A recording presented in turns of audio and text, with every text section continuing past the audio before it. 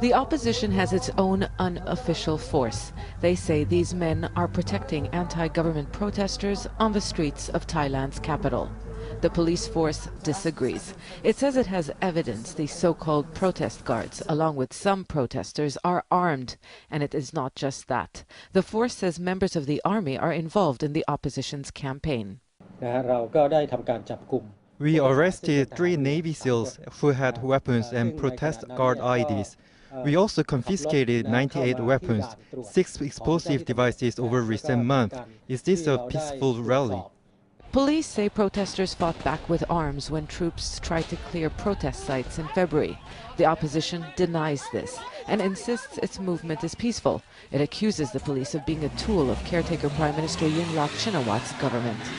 The opposition views the army differently. It welcomed its deployment around Lumpini Park, where protesters have now regrouped. The army says it is here to protect the people. Over recent weeks, protest sites have been attacked by unidentified armed men.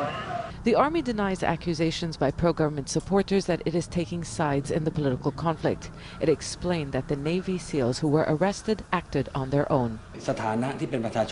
Soldiers are also citizens, so they have the right to protest. It is not prohibited, but we told them they have to take off their uniform if they choose to do so. The army has a long history of intervening in politics. It deposed the current Prime Minister's brother, Thaksin Shinawat, in 2006.